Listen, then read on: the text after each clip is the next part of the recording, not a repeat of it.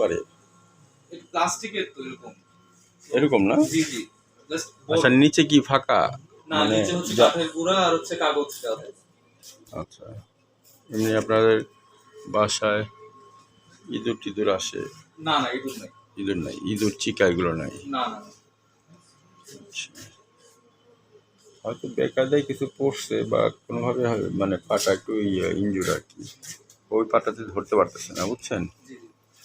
তো এখন বিষয়টা হলো যে আমাদের কনফার্মেটরি ডায়াগনোসিসের জন্য আমি এখন ওষুধ দিয়ে দিচ্ছি, ব্যথার ওষুধ আর সাপোর্টিং একটা, মানে যেন হিলিংটা তাড়াতাড়ি হয়ে যায় সেটার জন্য একটা ওষুধ।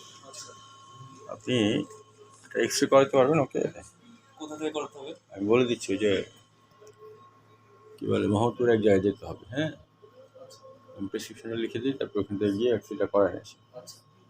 যদি দেখা যায় কোনো ভেতরে কোনো ফ্র্যাকচার বা কোনো কিছু আছে তাহলে হয়তো এটা ব্যান্ডেজের মতো লাগবে, ঠিক আছে? তাহলে ইমোবিলাইজ থাকলে বা প্লাস্টারও করতে হতে পারে, ঠিক আছে? এটা নির্ভর করে কতটুকু ভাঙা, হালকা ভাঙা হলে ব্যান্ডেজ করে দিতে হবে। আর যদি দেখা যায় যে মোটামুটি ভালোই ভাঙা, তাহলে আপনার প্লাস্টার করতে হবে। প্লাস্টারটা ধরেন 15 দিনের মতো রাখলে জোড়া লেগে যাবে। আর যদি দেখা যায় না কোনো কিছুই হয় নাই, তাহলে এই ওষুধেই হয়ে যাবে আর কি, ঠিক আছে? এই হলো বিষয়। ওর নাম কি? মাউই। হ্যাঁ, মাউই। মাউই। মাউই বেবি, হ্যালো মাউই। তো সোশ্যাল আছে দেখা যায়। সবার সাথেই থাকে সারাদিন, মানে ঘুরঘুর করতে থাকে, এক জায়গায় বসে থাকার মতো না। বোঝা যাচ্ছে যে সে ব্যথা দেখে কয়েকদিন ধরে চুপচাপ।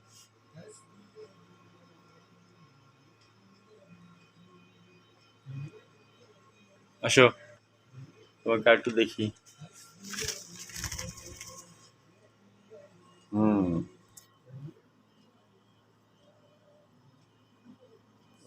ওই পাটাতে ভরই দিতে পারতেছে না,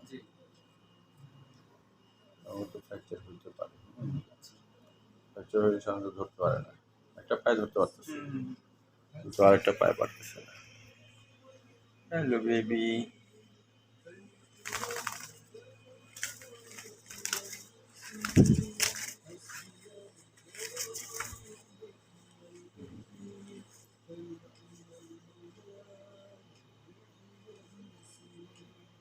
পানি কিন্তু তেমন একটা খায় না।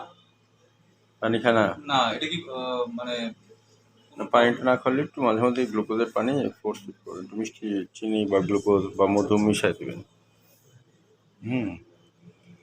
এটা তাহলে ওর জন্য ভালো হবে।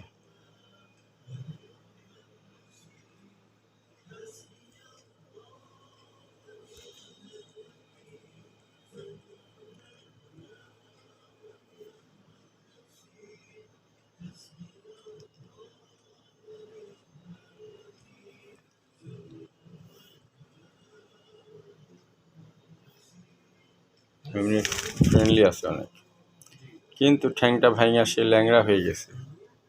এখন তাকে ঠ্যাং আবার আগের মতো করতে হবে।